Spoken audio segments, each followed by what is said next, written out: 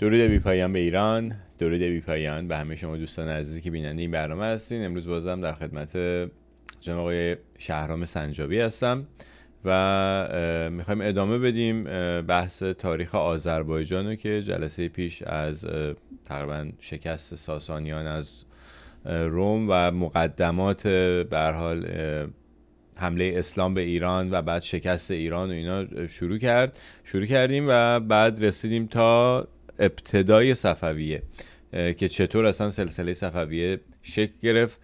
همون ابتداش بودیم که جلسه برنامه هفته پیش گذشته به پایان رسید، 1 ساعت شد و الان میخوایم از اونجا به بعد بریم یه ذره شاید برگردیم عقب‌تر. من میخوام خواهش کنم از شهرام جان که از به اصطلاح همون شکلگیری صفویه یه بار دیگه یه مروری بکنن و بریم جلو. شهرام جان درود بر شما. با درود فراوان به شما و بینندگان کانال ارزنده شما در سراسر جهان. ممنون از اینکه بازم دعوت برنامه رو قبول کردی. میخواستیم برگردیم به ادامه تاریخ آذربایجان. اگه ممکنه خواهش میکنم ازت که از اونجایی که یه شخصی با دختر پادشاه ترابوزان که یونانی بود ازدواج کرد و اون ربطش به شیخ صفی، از اونجا اگه ممکنه 2 مرتبه داستان رو شروع کن. حتما. سپاسگزارم که فرصت دادید که این بحث بسیار مهم رو در تاریخ کشورم دنبال کنیم. ببینید، این مقطعی که میخوام در موردش صحبت کنیم میشه گفتش که مقطع بسیار مهمی هستش، هم برای آذربایجان و هم برای در واقع ایران.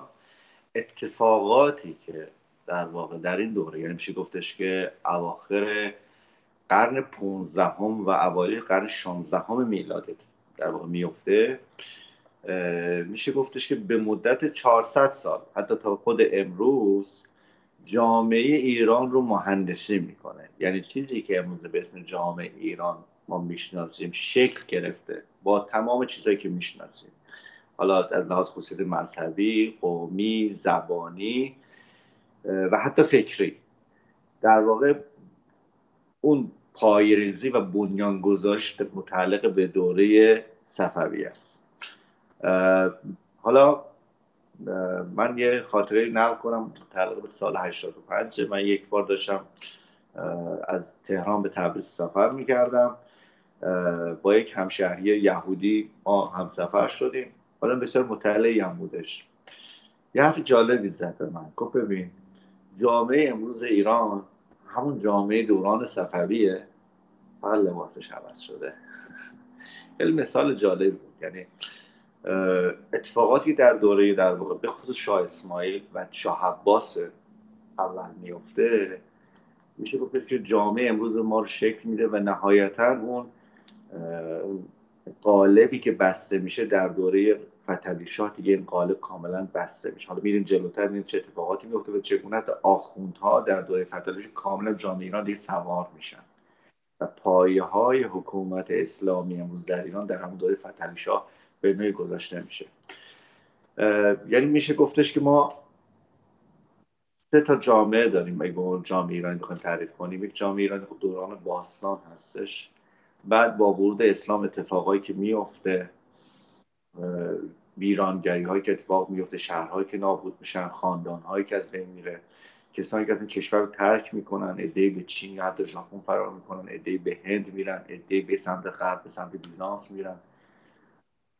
بعد کم کم ایلات حالا ترک حرکت میکنن به شمال شرق ایران، وارد کشور میشن. خب یه جامعه ویژگی خاص خودش رو داره. دورانی که به خصوص در دوره سلجوقی دولت شهرها شکل میگیره، چیز شبیه همون چیزی که در قرون وسطا در ایتالیا ما داریم. میدونیم که ایتالیا که امپراتوری روم قبل از تجزیه‌اش، ما یه امپراتوری داریم که خاصگاهش ایتالیاست، پایتخت شهر رومه. بعد از 700 800 سال این تجزیه میشه، امپراتوری روم در همین شهر استانبول شکل میگیره به نام امپراتوری یا روم شرقی یا بیزانس، و امپراتوری رومی که در همون سر جاش در ایتالیا بود که این در قرن 4 و 5 میلادی به دست اقوام گوت از بین میره و بعد این ایتالیا تجزیه میشه. حدوداً 5-6 تا دولت شهر شکل میگیره که بعضیش حکومت پادشاهی داشتن و بعضی حکومت جمهوری داشتن. مثلا ونیز حکومت جمهوری داشت، میلان، جنوا، فلورانس که اینها در واقع مهمترین حکومت‌ها بودن و از لحاظ سیاسی هم بسیار قدرتمند بودن و جالب بدونه هنوزم که هنوزه در واقع وارثان اون جمهوری ونیز که امروز جزو ابر میلیاردرهای جهان هستن هنوزم در اداره جهان دستی دارن. تا این حد این امتداد پیدا کرده این قدرت. به هر حال همین داستان اینا وقتی چرا من رفتم سراغ همین مثال زدم به خاطری که اینا نقش بسیار فعال دارن در تبریز دوران شکل‌گیری صفوی. تبریز دوران صفوی مثلا قبل از این حالا بخوام این دوران صفوی شکل بگیره، یعنی صفوی اصلا سلسله به اسم صفوی داشته باشیم، آذربایجان چه وضعیتی داره؟ شرق ایران در دست نواده تیمور هستش، خراسان اینا. قسمت عراق، حالا عجم و عراق عربی حکومت خودشون دارن. توی خوزستان عرب خوزستان حکومت به اسم مشعشعیان را انداختن. در به اصطلاح میشه گفتش که تو قسمت آذربایجان هم میشه گفت یه جورایی بعد از دوره قازان خان و البته بعد از بهادر خان ابو سعید آخرین ایلخان مغول، آذربایجان میشه محل کشاکش ایلات ترکمن. اونایی که به اسلام به شکل خودشون میگفتن گرگونلو و آخوانلو. از اون طرف هم در عثمانی در همین ترکیه اونجا هم یک تلاطمی هست. در واقع از یک طرف اینا رفتن بیزانس رو گرفتن، استانبول رو فتح کردن، تلاش میکنن به سمت بالکان جلو برن که مثلا ترک‌ها یک نیروی تازه نفس قدرتمندن، دارن سعی میکنن به سمت حالا بلغارستان و حالا مجارستان پیشروی کنن. حالا ما در چنین وضعیتی هستیم. در واقع یه قدرت محلی هم وجود دارن. مثلا میگن در قفقاز، در جایی که امروز جمهوری آذربایجان نامیده میشه، حکومتی هم هست به نام حکومت شروانشاهان. کلا این منطقه بالای عرس اصطلاحاً شروان میگفتن. این کلمه جمهوری آذربایجان رو در واقع زمانی که اولین جمهوری آذربایجان شکل میگیره در محمد امین رسولزاده، در واقع اولین کسی که جمهوری آذربایجان رو بنیان میذاره ایشون هستش و نام آذربایجان رو ایشون انتخاب میکنه. و این جالب بدونید که پرانتز بگم، دولت اون زمان قاجار به شدت اعتراض میکنه به این اسم. قاجار اعتراض میکنه. ما حالا میایم 70 سال بعد، زمانی که در واقع فروپاشیده میشه شوروی و دوباره جمهوری آذربایجان اعلام حضور میکنه، جمهوری اسلامی بدون هیچ اعتراضی به عنوان اولین کشور جهان به رسمیت میشناسه.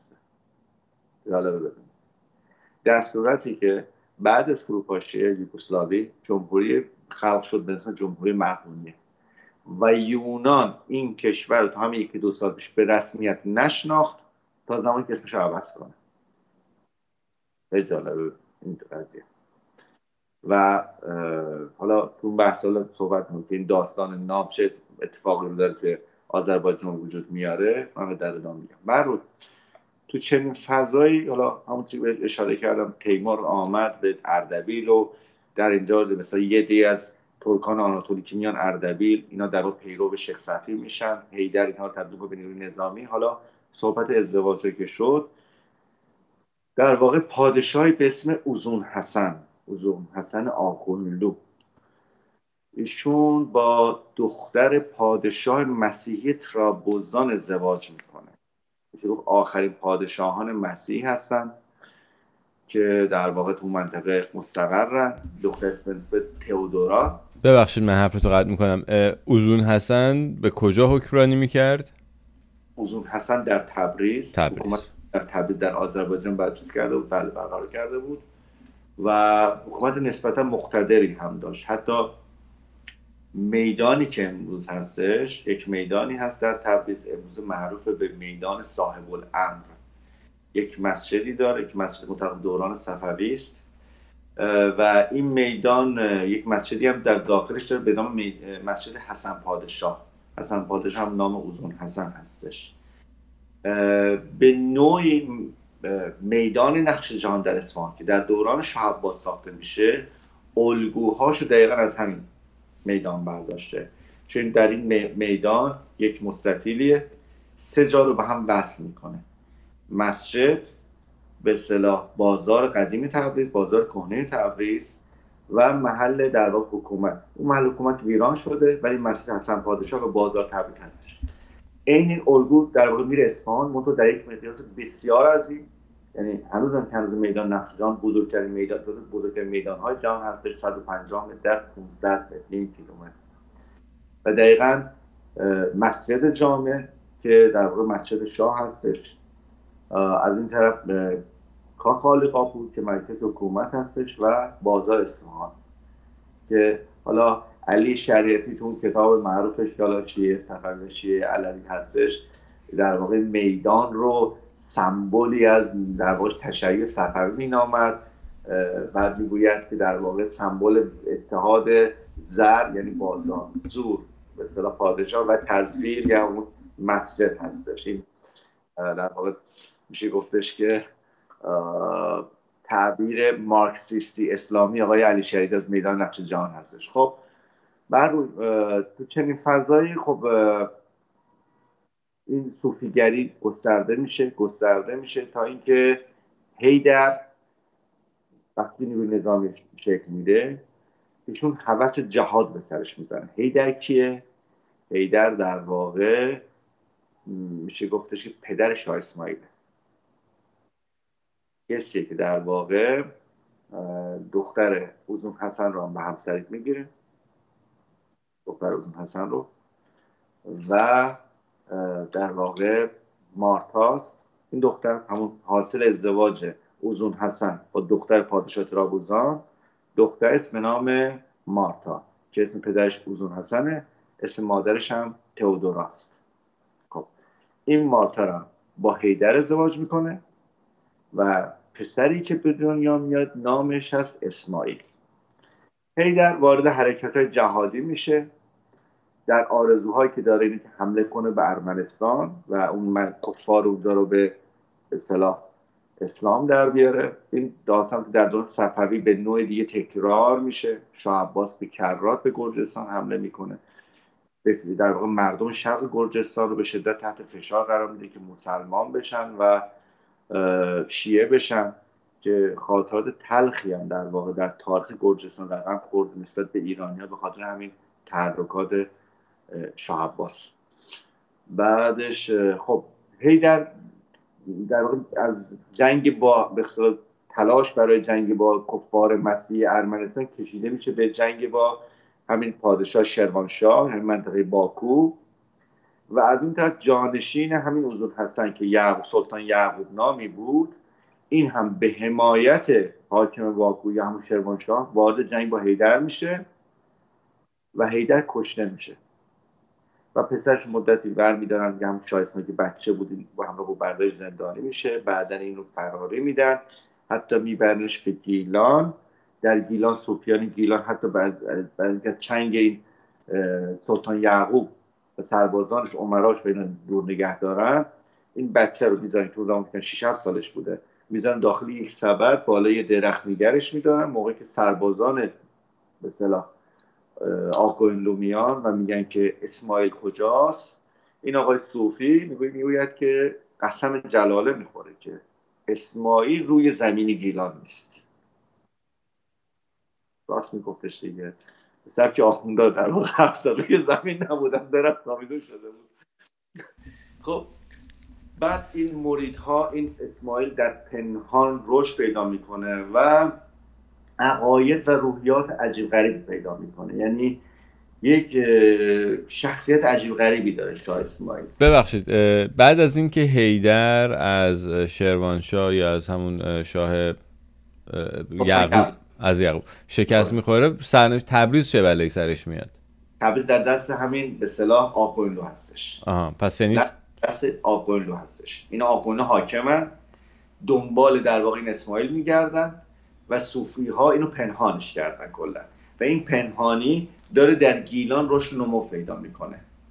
خب و همزمان 2 تا عقاید مختلف رو دارن تو ذهن این بچه میذارن.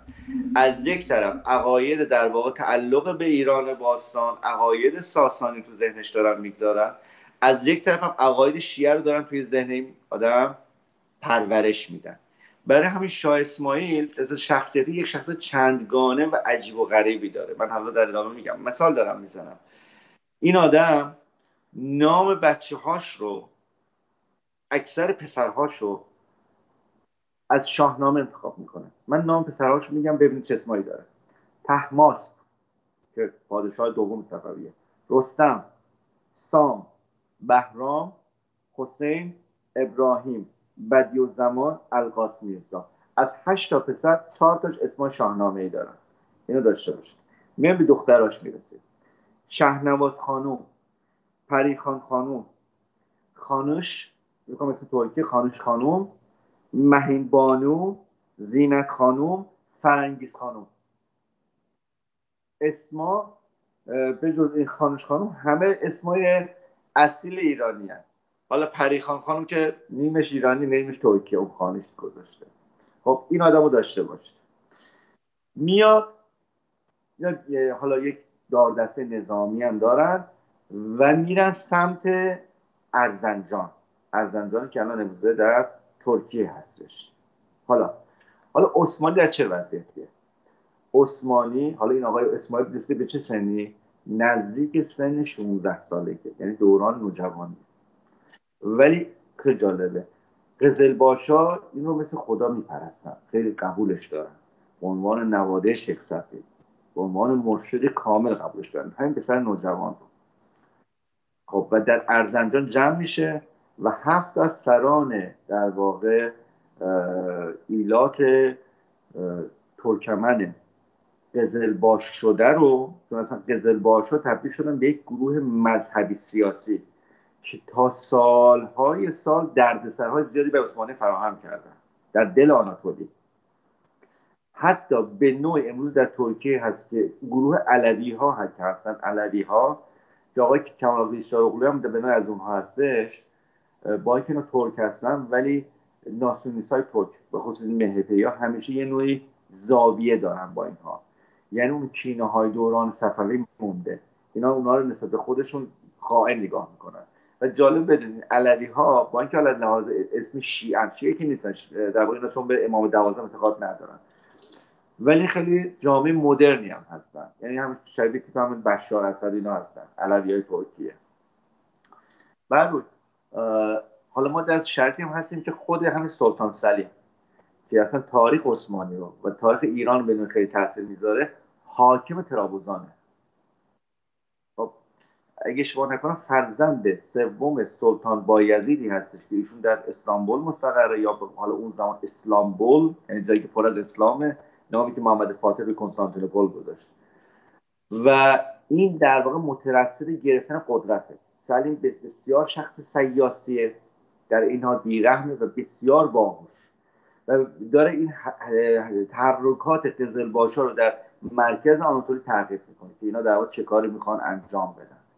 این در ارزنجان ایلات در سران ایلات ترک رو جمع میکنه. این سران خیلی نقش مهمی دارن به خاطر که اینها تا دوره شاه عباس تاریخ ایران رو شکل میدن، به نوعی میشن همه کارهای ایران میشن. من ایلات ترکی که به دعوت در واقع شاه اسماعیل از آناتولی به ایران میان و من اسمشون میگم، خیلی جالب بدونید، بعضیشون خیلی براتون آشناست. ایل شاملو هستش که احمد شاملوی معروف، شاعر معروف از بازمانده همون ایل هستش.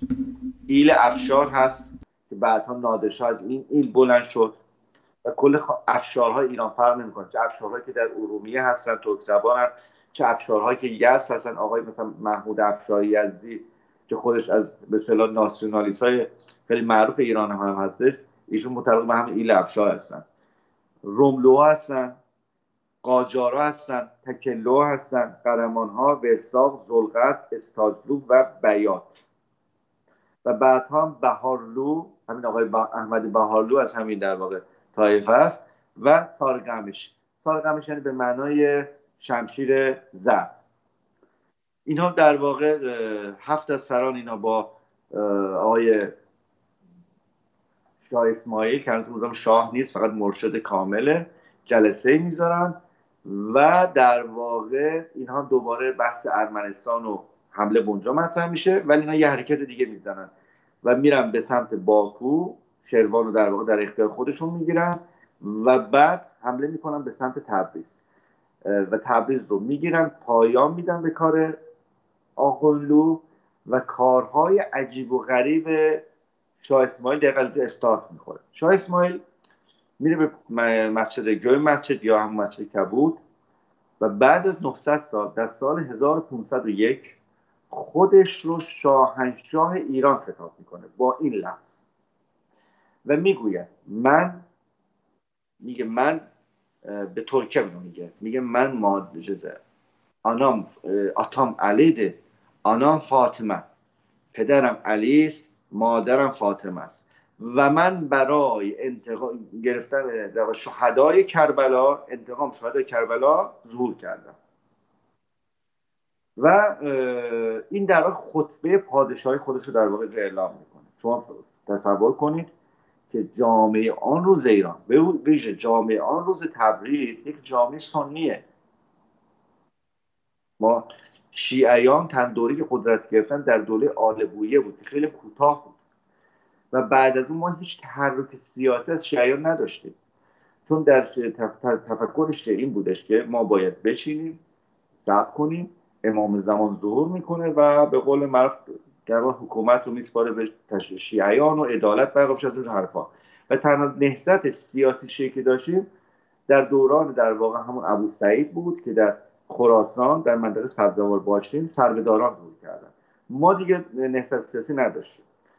ایشون تشیع رو دین رسمی اعلام میکنه و حتی به جالب بدونید که چند تن از این سراییلات ترک میان بهش میگن که به اصطلاح قربانت کردن. 4 دانگ از اهالی تبریز و نفوس این منطقه، یعنی 2/3 دانگ اینا چیزن، سنی هست.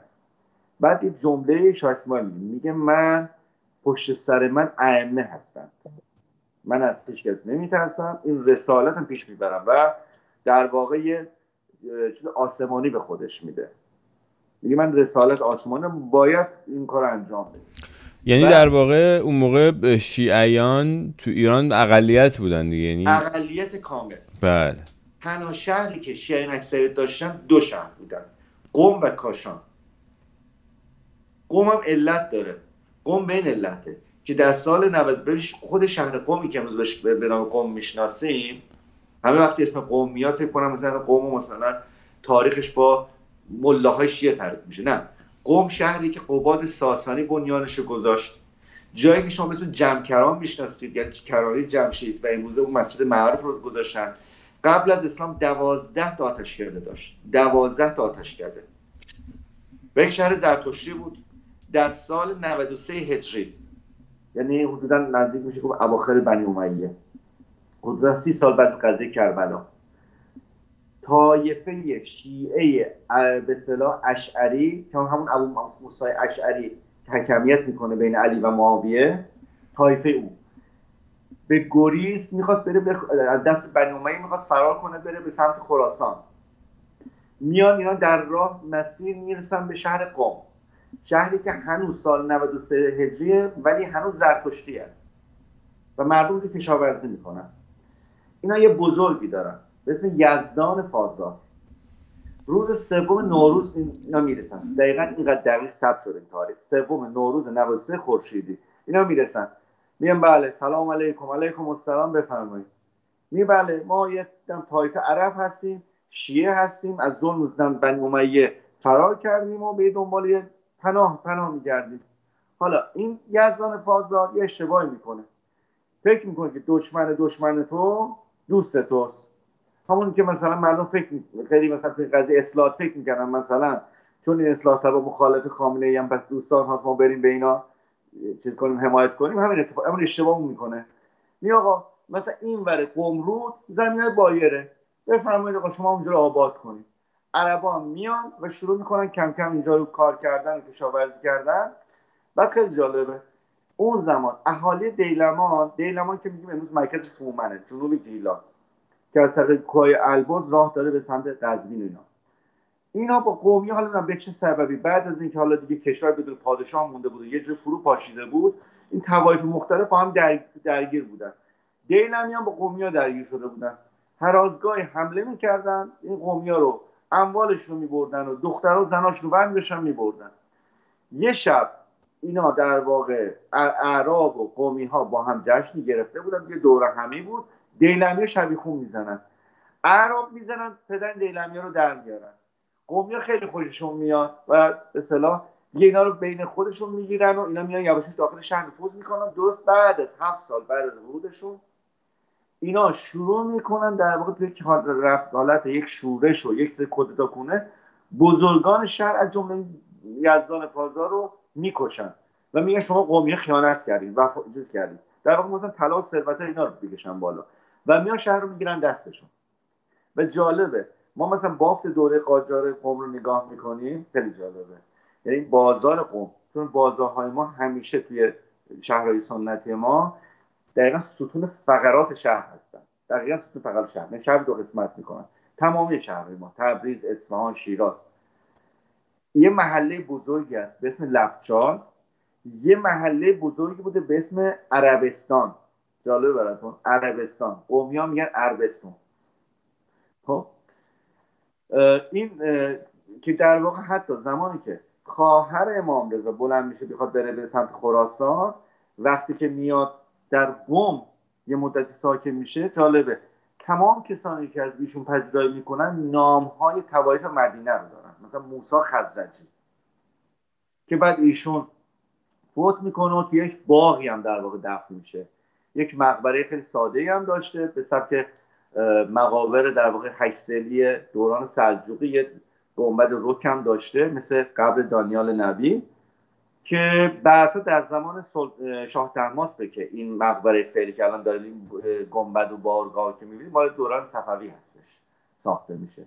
یعنی قم و شیعه شدن قم از اینجاست و بعدن کاشان و تنها شهری که خیلی گرم از شاه اسماعیل بعدن که میاد و در شهرها میچرخه پذیرایی میکنن همین قم و کاشان بود. بعد که به اصطلاح حتی چراغانی میکنن شهرها رو بهش خیر مقدم میگن این دو شهر. ولی در تبریز شاه اسماعیل سفاکی های عجیب غریبی از خودش روز میده. مثلا یک بار بزرگان شهر رو دعوت میکنه و شروع میکنه، عمدی هم بوده این حرکت، برنامه‌ریزی شده بوده، به خاطر توی جمعیت هم قزلباش‌ها خودش در واقع با لباس مبدل، لباس غیر نظامی پخش کرده بود که زیرشون همشون شمشیر یا قمه داشتن. شروع میکنه به فحاشی کردن به عمر و عایشه و ابوبکر اینا. از این رسم فحاشی کردن به خلفای راشدین و شاه اسماعیل بنیان میذاره. حتی جشن عمر کشون هم باز این شاه اسماعیل میذاره. خب بزرگان شهر تبریز چیز میکنن، در واقع اعتراض میکنن که این حرفای میزنی، همینجا اشاره میکنه و بعد اینا شمشیر رو میکشن میفتن به جون مردم.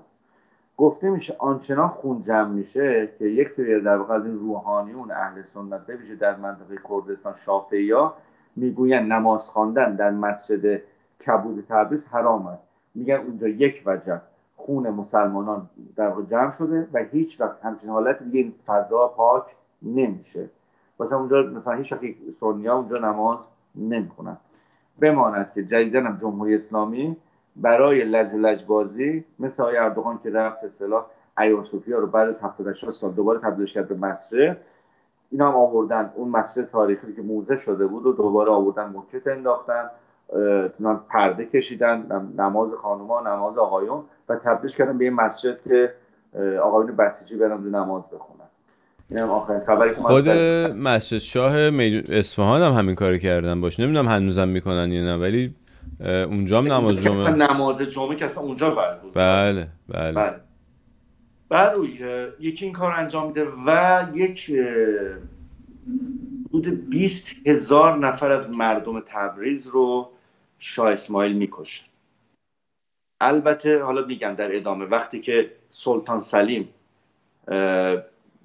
در حکومت عثمانی رو دستش میگیره، خب سلطان سلیم با یک کلک های خاص خودش به بهانه که من میخوام پدرم حمایت کنم در قبال قزلباشان، در قبال حالا اروپایی‌ها، وارد پایتخت میشه با لشکر خودش و به اصطلاح بدون درد و خونریزی کودتا میکنه و خیلی محترمانه پدر خودش رو میذاره کنار و سر جای پدرش میشینه و به اصطلاح فتوا میگیره از شیخ الاسلام استانبول که خون به اصطلاح شیعیان حلال است و در یک روز 20,000 شیعه رو در استانبول رو زمان میکشن. یعنی همچین باور نکرده، یعنی یک اندازه یک استادیوم فوتبال این آدم میکشن.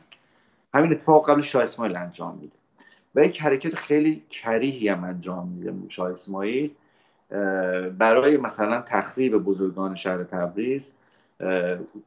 نزدیک 8 نفر از زیباترین بچهای اونها، پسرهاشون رو در واقع میگه دستگیر میکنن و باهاشون عمل لواط انجام میده. این حرکات شنی از شاه اسماعیل هستش. بعدش یک کار دیگه هم شاه اسماعیل انجام میده، یک گروهی رو درست میکنه به اسم چیین یعنی خامخوار. اینا در واقع از فداییان همین امروز هم اگه فامیلی دارن در ایران به نام چگینی ها در واقع کسایی بودن که حالا نسل در نسل میرسید به همون دادرسی همون چیین ها. این وای میستادن در کنار شاه اسماعیل، هر جا که یه بدبختی مورد غضب ایشون قرار میگرفت کافی بود شاه اسماعیل اشاره کنه بگه یم بلسن، یعنی بخورنش. اینها میریختن سرش و در واقع با چاقو با هر چیز زنده این گوششو میکندن و میخوردنش. و بسیار میگم شاهان صفوی میشه گفتش که مبدع و بنیانگذار بعضی از مجازات خیلی عجیب و غریبی هستن و این از لحاظ جامعه شناسی و روانشناسی قابل مطالعه است که به چه حدی حالا آیا جامعه ما به این بیرحمی رسیده بود، شقاوت رسیده بود که این نوع مجازات ها رو قبول میکرد. یک مورخ انگلیسی، حالا من منابعم معرفی میکنم حالا دوستان خواستم ببینن، کتاب باغ‌های ایرانی و کوشک‌های آن، حالا من دقیقتون میذارم حالا دوستان ببینن. مورخ انگلیسی نقل میکنه از مجازات یک نانوا در اصفهان. یک نانوا کم‌فروشی کرده بود، این رو میارن میدون نقش جهان، میگه شاه هم آمده بود، مردم جمع شده بودن، این بدبخت رو آوردن، یک توده هیزم رو آورده بودن اونجا. بعد هیچ، میگه یک مجمعی یا یک سینی بزرگ مسی رو آوردن گذاشتن روی این هیزم ها روشن کردن، میگه مجمعی سرخ شد. میگه میر قصب آمد سر این نانوای بدبخت رو در آن واحد برید و سرش همینجوری گذاشت روی اون مجمعی که به اصطلاح داغه، سرخه. در اصل داغ بودن این رگای گردن این آدم بسته شد و خون تو مغزش بود و این بدبخت تا چند دقیقه در حالی که بدن نداشت فقط سرش مونده بود التماس میکرد که ببخشنش. تصویر بسیار ترسناکیه. این که اون زمان چه در واقع با که ما مثلا همون زمان ما در اروپا وحشیگرای شبیه این رو در اصلا سمت کلیسا داره میبینیم، ولی واقعیتش این دیگه این سبک مجازات در خودش بی‌نظیر هستش و جز نقاط تاریک کشور ما هستش. به هر حال شاه اسماعیل رو باید خاکستری دید. من بعضا خب ما میبینیم که بعضیا خیلی سفید میبینند به عنوان قهرمان ملی، بعضیا مثلا سیاه میبینن به عنوان در واقع یک جنایتکار که در واقع آخوندار و شیعیان رو وارد کرده به ایران. ولی به نظرم به صفویه خب باید خاکستری نگاه کرد، یعنی کارهای بعدشون رو هم دید، اقدامات واقعیتیه، یعنی تعارف هم نداریم. اگر شاه اسماعیل و آن شمشیر کج قزلباشان نبود، چه خوشمون بیاد چه خوشمون نیاد، کشوری به نام ایران امروز وجود نداشت. یه واقعیتیه، چون تا 900 سال کسی نتونست این کار انجام بده. خب بله سامانیان تلاش کردن ولی نهایت تلاششون بود که در منطقه خوارزم یک حکومت محدود تونستن ایجاد کنن. سبکتگین مرداویج زیاری تلاش کرد که حتی مثلا حکومتی به سبک ساسانی بنیان گذاری کنه. خب همون شبش در حمام که رفته بود به دست غلامان ترک خودش کشته شد. یا مثلا یعقوب لیث هم چندان نتونستن موفق بشن. ولی اولین بار بعد از 900 سال این آرزویی که در دل ایرانیان مانده بود و این به صورتی حالا در شاهنامه فردوسی خودشون نشون میده، این آرزو، یا حتی در کتاب‌های نظامی گنجوی خودش نشون میده، این آرزو بالاخره به تحقق میپیونده و ایرانیان بعد از 900 سال صاحب کشور خودشون میشن. ولی خب در کنار این باید مسئله منفی هم دید که بعضی هاش تا امروز هم گریبان جامعه ما رو رها نکرده. حالا اگه دوستان، من کتاب معرفی میکنم به اسم شاه اسماعیل صفوی و اثرهای دیرپای تاریخی آن، دکتر منوچهر پارسادوست هستش، همون که در تصویر میبینید، حالا من روی جلدش هم دوستان ببینن. البته این کتاب رو جمهوری اسلامی محدود کرده ولی فکر کنم پی دی افش موجود باشه. کتاب فوق العاده ای، البته خیلی نقادانه نگاه کرده به صفوی، بیشتر در جهت رد سلسله صفوی است و ایشون اعتقاد دارن بسیاری از عادات زشت ما ایرانیا، مثل دروغگویی، دورویی، ریاکاری مذهبی که توی جامعه ما هست، بازمانده در واقع دوران صفوی است، به خاطر اینکه بسیاری به دروغ خودشون شیعه معرفی میکردن، به دروغ خودشون مذهبی مجبور بودن برای اینکه دست قزلباش رهایی پیدا کنن خودشون در واقع شیعه نمایی کنن، که این باعث یک نوع نفاق در جامعه ایرانی میشه. یک اثر مهم دیگری که هم که هستش در مربوط به خود آذربایجان هستش، فقط شیعه شدن آذربایجان نیست، در واقع ترک زبان شده. یعنی ما میشه گفتش که در این دوره به صورت کامل زبان پهلوی دیگه رخت برمی‌بنده از آذربایجان. ما در متون ادبی که داریم، ما قبل از قرن 14 13 میلادی ما متون ترکی نداریم، به واقعیتیه. حالا این دوستانی که معتقد هستن که اصلا آذربایجان از زمان حضرت آدم ترک زبان بودند، خب ما میگیم بسیار شما درست میگید، ولی خب به ما نشون بدید. خب ما شاعران بزرگ آذربایجان، هستی گنجوی، نظامی گنجوی، صاحب تبریزی که صاحب تبریزی مال دوره صفوی است، قطران تبریزی، حتی قطران تبریزی خیلی به ترکان حمله میکنه. ترکانی که آن زمان دست ایلات اشعار حمله میکردن به آذربایجان، اصلا اونها حمله میکنه. حالا من نمونه شعرهاشم حالا میفرستم خدمتتون، نشون بدید به بینندگانتون. خب این کجاست؟ بالاخره این مردمی که ترک زبان هستن باید اثر ادبی داشته باشن، چنانکه ما میبینیم در زمان قاجار که دیگه مردم آذربایجان ترک زبان هستن، بله روشنفکران آذربایجانی به ترکی مینویسن، حتی مطالب ملی گرایانه شو، مطالب مربوط مشروطه هم ترکی مینویسن. شاعران همون منطقه از میرزا علی اکبر صابر بگید تا میرزا موجز، در واقع موجز شبستری، اینا همه به ترکی شعر میگن. خب چی نشون میده؟ نشون میده که الان مردم اون منطقه الان ترک زبان هستن، ولی ما اینو تو قرن 9 10 11 12 میلادی نداریم. این یه واقعیته و ما تا امروز منتظریم که اینو بخواد یه متنی به ما ارائه کنن. اینا بسیار گریز میزنن به فضولی. فضولی اصلا ربطی به آذربایجان نداره. فضولی متعلق به ترکمنان شمال عراق هستش. حالا اگر ترکیه اونا با ترکیه ما شبیه هستش، دلیل نمیشه که ایشون آذربایجانی باشن. خب ولی خود شاه اسماعیل جالب. شاه اسماعیل یک شاعر هم هست، یعنی خیلی جالبی، آدمی که در این حد کار عجب بی‌رحمانه ازش میبینیم، شاعر هم هست و شعر بسیار زیبا به ترکی میگه و لقب چیزم داره، در واقع اسم هنری که میذارن خطایی، خودش هم خطایی خطاب میکنه. و جالبه که در جمهوری آذربایجان امروز در باکو ایشون رو اولین پادشاه آذربایجان مینامند. این هم در نقش جالبه.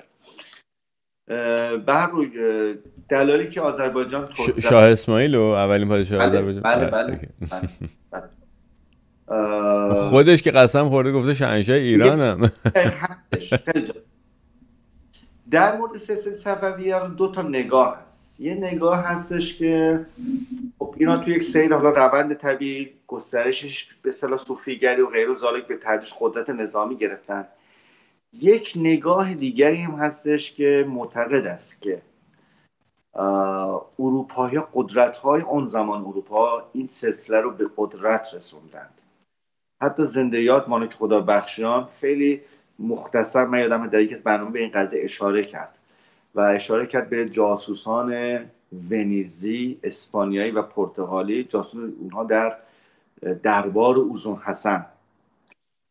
و درست هم هستش. حتی ما بسیاری از مطالبی که داریم بغیر از حالا مورخین صفوی مانند خاندمی که خاندمی خب مطالب دوران شاه اسماعیل رو گفته، یا محمد بیگ ترکمان که عالم‌آرای صفوی رو می‌نویسه و به اصطلاح اتفاقات دوران شاه عباس نقل میکنه. اسکندر بیگ ترکمان منشی شاه عباسه. به غیر از اینها ما در واقع خیلی از مطالب رو از دوره اوزون حسن گرفته تا خود شاه اسماعیل، همین در واقع سفرا، به اصطلاح بازرگانان و فرستادگان همین جمهوری ونیز و جنوا، پادشاه اسپانیا و پادشاه پرتغال هستش که واسه ما نوشتن و ضبط کردن. و این یه چیزی که حالا خوبی که کتاب آقای منوچهر پارسا دوست دارم، کتاب شاه اسماعیل صفوی وسایل تاریخیان، اینه که تمام فصلاش همش رفرنس داره و تمام مطالبش جالبه. مثلا شما میگید این پاراگرافش رو فلان ونیزی مثلا آورده، این مطالبش رو فلان سفیر اسپانیا آورده، همش در واقع یه رفرنس خیلی خوبی گذاشته تو کتاباش. و جالب چیزی شما به شما بگم، ما از لحاظ شهرسازی به نوعی تبریز توی پرتغال یه تاثیرات در پرتغال و اسپانیا، یک باغ‌هایی هست در این مناطق که اسمش این باغ‌های آبی. باغ آبی چیه؟ یک استخر بسیار بزرگه، بسیار بزرگ، مثلا شبیه دریاچه و دور تا دور درختکاری میشه. خب ما 3 جور باغ داریم. یکی 4 باغه، مثلا باغ فین کاشانه. باغ‌های پلکانی داریم مثل باغ شازده تو ماهان کرمان که اینجا مثل پله پله است، یه جوی آبی از بالا سرازیر میشه، قنات از بالا میاد پایین، آب قنات. یه باغایی داریم باغ آبی. ما یه تک باغ آبی که داریم در ایران همین شاهگلی تبریزه. شاهگلی، حالا بخوام با لهجه دقیق‌تر بگم، شاه جلی، جل یعنی استخر. بعد این در واقع استخر شاه و اینجا در واقع حالت ییلاقی داشته. حتی دوره قاجار هم به عنوان این در واقع منطقه شاهزاده قاجار، حالا ییلاق اون مورد استفاده قرار می‌گرفته. زمان در دوره پهلوی اون ساختمانی که بود از دوره قاجار یه مرمتی شد و یک رستوران و حالا یک مانند رستوران حالا کاباره مانندی شد و زمان انقلاب این آتیش زدن. تا سالها هم مونده بود و بعد از انقلاب مرمتش کردن، تبدیلش کردن به رستوران و اینا اسمش رو گذاشتن ال جله، یعنی استخر مردم. حالا خیلی جالبه، مردم عادی در تبریز اونجا همچنان میگن شاه جله، طرفداران این حکومت و پانتورکا میگن ال جله. یعنی این جالبه، توی تبریز ما این داستانا رو داریم. بعد پرتغالی های جالبه، پرتغالی و اسپانیایی دقیقاً این الگوی باغسازی اون زمان میبینن و خیلی جالب گذاشتن، اینو ثبت میکنن و به تعداد فراوان اینو در اون کشور، این دو تا کشور ایجاد میکنن. حالا دوستان که از بیننده‌اش اگه اسپانیا یا پرتغال باشن میتونن اینا تایید کنن. ولی ما تو کشور خودمون یه دونه فقط از این نوع داریم، همون شاهگلی تبریز ازش. به هر حال حدس و گمان‌هایی هست که به خاطر اینکه اینها به شدت تحت فشار عثمانی قرار داشتن، حکومت اروپایی، چون عثمانی اون یک نیروی بسیار قدرتمند و تازه نفس و بسیار مهیب و ترسناک داشت اصلا اروپا رو شخ میزد و اگر صفوی‌ها نبودن به معنی واقع کلمه، کل اروپا به زیر پرچم اسلام میرفت بدون هیچ گونه تعارضی، چون هیچ کدومشون یارای مقاومت نداشتن و این صفوی‌ها بودن که همیشه باعث شدن مقداری از لشکر در واقع ترکان یا در واقع در نزدیکی مرز ایران باشه، نگران باشه.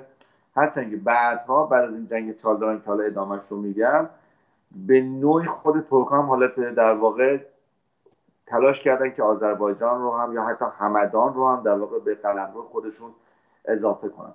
برای زمانی که شاه اسماعیل یکی از اثرهای خیلی بدی هم که گذاشت، حالا ما اثر خوبش رو گفتیم شکل گرفتن ایران بود، به نوعی موجب شد تا ایران از دسترس 2 تا حکومت قدرتمند سنی به دور بماند. یکی هم عثمانی بود و دیگری ازبک ها بودن که اون زمان برای خودشون بعد از تیمور صاحب یک حکومتی شده بودن و اینا بسیار تلاش میکردن که حالا حداقل خراسان رو به سیطره خودشون در بیارن. شاه اسماعیل جنگ‌های خیلی کلا صفوی خیلی درگیر بودن با ازبک‌ها. یکی از شاه اسماعیل حتی شیبک خان ازبک رو گرفت، پادشاه ازبک‌ها رو گرفت، یک قفس انداخت، از درختی آویزونش کرد، بعد جلوی چشمش دستور داد به زن و بچهش تجاوز کنن.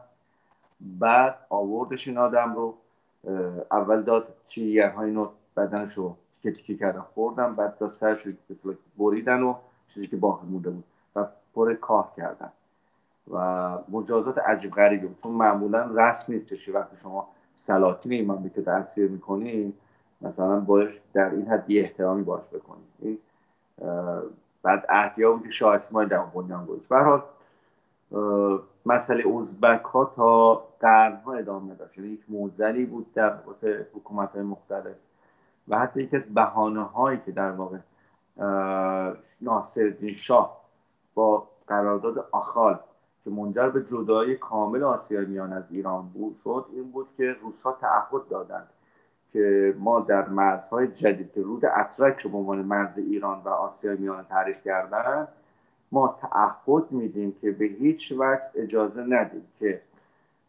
کسی از ترکمن‌ها یا ازبک‌ها به خراسان حمله کنن و زنان و دختران اون منطقه رو بدزدن و غارت کنن. این در واقع مردم خراسان، حتی مردم مشهد، قدیمی‌هاشون خاطرات خیلی بدی دارن از این موضوع، یعنی سینه به سینه نقش شده که قبایل ترکمن یا قبایل ازبک حمله می‌کردن، گاه به گاه راهزنی می‌کردن، اموال اینا رو می‌بردن، آدم می‌کشتن، روس‌ها رو غارت می‌کردن و زن‌ها و دخترها اینا رو می‌بردن. البته جالب دیدید شما که یک بار این بلا رو در واقع در حملاتی به خراسان میکنن، به قسمت از ایل افشار هم اینا در واقع حمله میکنن و نادرشاه افشار که اون زمان یک جوان بوده همراه با مادرش در واقع اینها میدوزن، به عنوان برده میبرن. و داستانی هستش که مادر خود نادرشاه سنش زیاد بود، نادر میرزا، خود نادر بودن، شاه نشده بودش و با اینکه این زن مریض بود و سندار بوده، نادر تقاضا می‌کنه به مادر من حالا یک قاطری اسب چیزی بدید، این فرمانده ازبک قبول نمی‌کرده. نادر رو میندازه رو کولش میبره، کیلومترها اینو میبره، چون خیلی چهارشنو قدرتمند بوده. فرمانده ازبک تحت تاثیر نادر قرار میگیره و میگه که مثلا مادرش رو بذاره روی یک اسب که اذیت نشه و بعدها نادر که مادرش میمیره و دفن میکنن مادرش رو، نادر به همراه یک جوان ایرانی دیگه نگهبانان ازبک رو میکشه. تاریخ خیلی عجیبیه، آدم احساس میکنه از آسمان یک پلنی مثلا چیده شده، یک همچین آدمی که برده شده در نزد ازبک ها فرار میکنه، میاد به ایران میرسه در مازندران، در حالی که نه لباس مناسبی داشته نه حتی غذا داشته، با لشکر، حالا اینو در ادامه میگم، با لشکر شاه طهماسب دوم آشنا میشه، با اردوی شاه طهماسب دوم که اون زمان در واقع از اصفهان اینا فرار کرده بودن. اصفهان در دست افاقنه بود و تقاضا میکنه که منو در واقع بپذیرید، منم میخوام بیام به عنوان سرباز باشم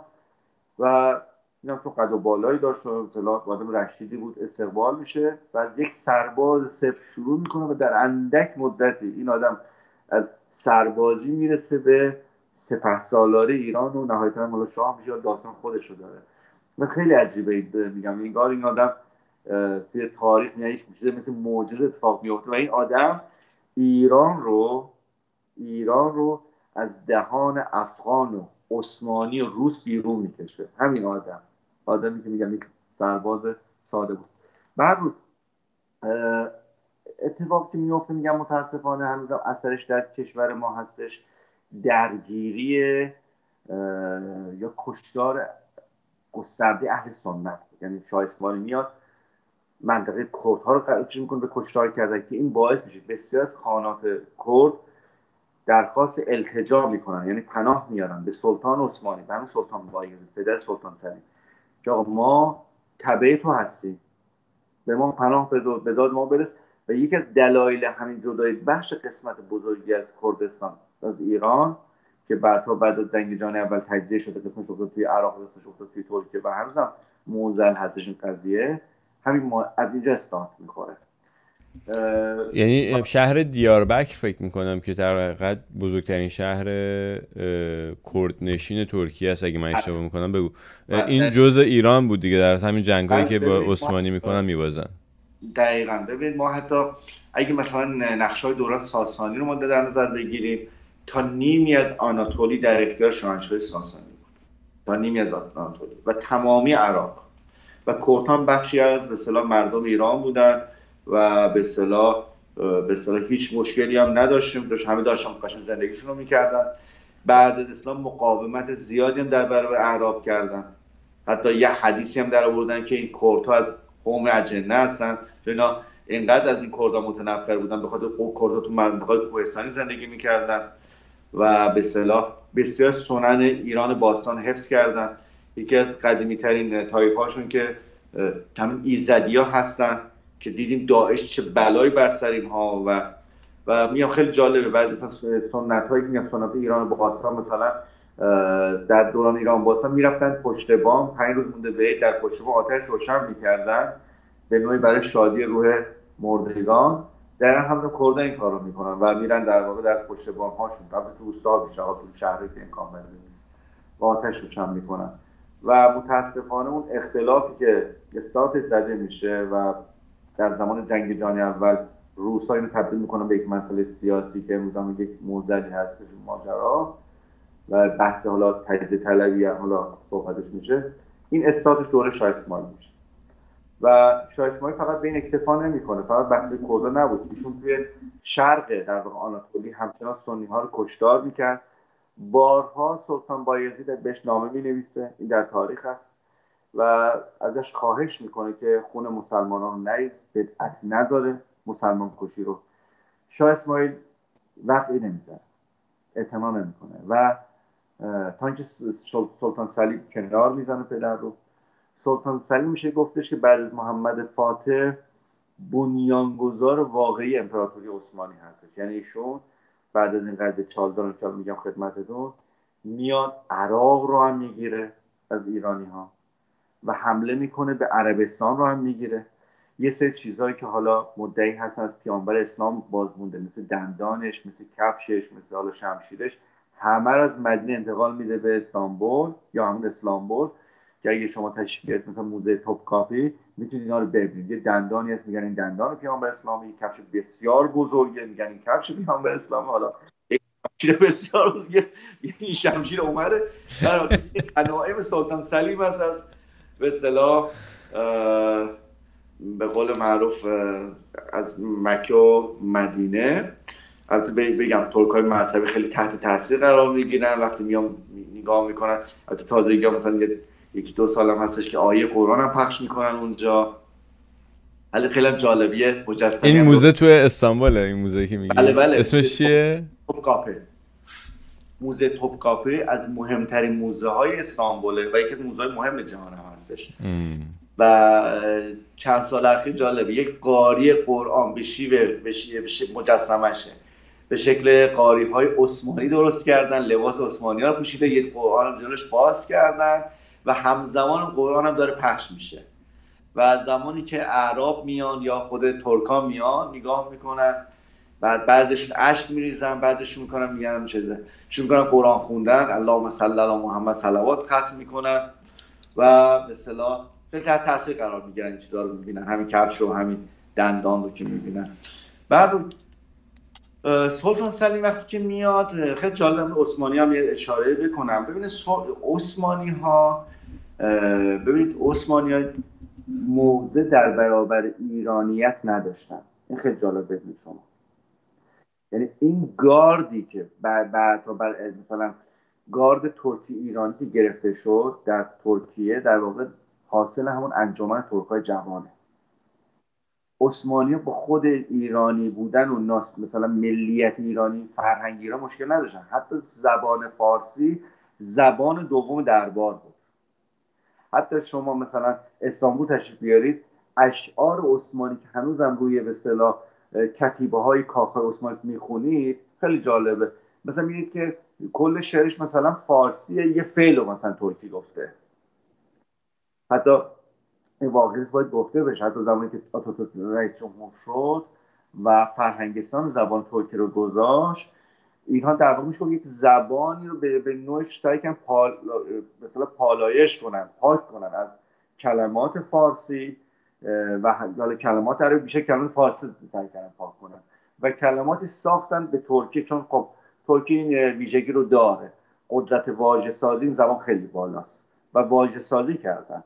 یعنی میشه گفتش که ترکی مدرن که ترکی بعد از دولت ترک هستش با ترکی عثمانی متفاوت است. این واقعیت.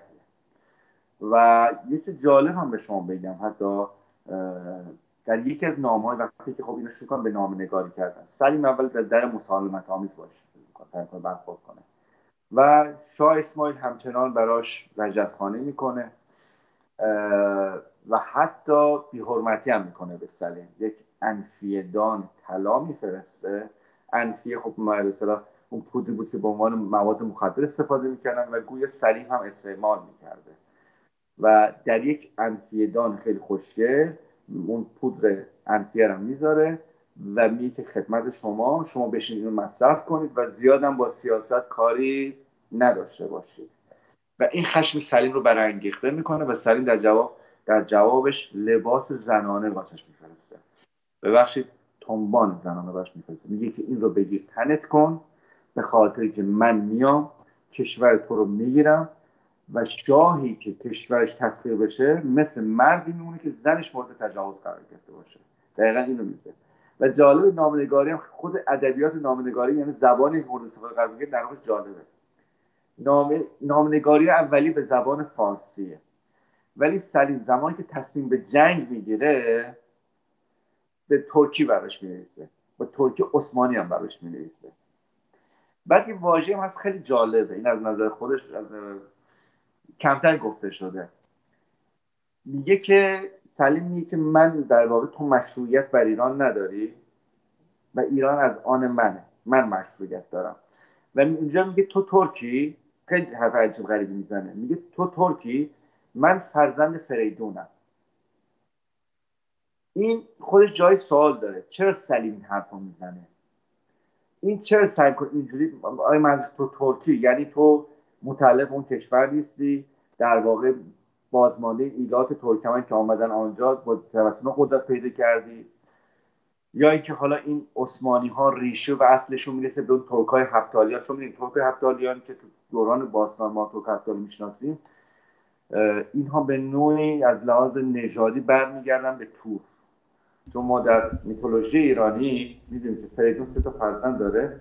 ایران شهرام جان اینو همینجا نگه دار، چون ما وقت برنامه‌مون تمام شده، من نمیخوام بیشتر از یه ساعت بشه برنامه. فقط به من بگو که این نامه ها رو منابع فارسی هم داره، میتونن کسی برن بخونه اینا رو جایی پیدا کنه؟ در همون کتاب، ببینید در همون کتاب آقای پارسادوست قشنگ رفرنس ها آمده، رفرنس ها هستش، ولی خود دانشگاه استانبول خیلی جالبه، منابع خیلی جالبی داره. من مثلا میتونم اشاره بدم به یکی از بهترین محققان کشورمون، آقای دکتر وحید بهمن که در حال حاضر هم آمریکا هستن. ایشون فوق لیسانس تاریخ رو در دانشگاه استانبول گذروندن.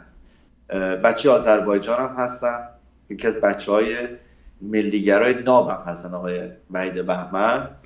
بعد توی استانبول هم درس خوندن. زمانی که استانبول درس میکنه ایشون خیلی محققانه میروند و این اسناد دوران عثمانی رو زیر و رو میکنن و به اسناد جالبی هم دست پیدا میکنن در دانشگاه استانبول. بسیار عالی. ما وقت برنامه‌مون چون تموم شده، من همینجا ازت خداحافظی میکنم. حتما اینو هفته بعد حالا راجع به جناب آقای بهمن هم خواستین صحبت بکنین، ادامه بدیم در بحث هفته بعد و تا دیداری بعد. سپاسگزارم، ممنون که وقتتون به من دادید. به امید دیدار بعد. سپاسگزارم. به امید دیدار. خدا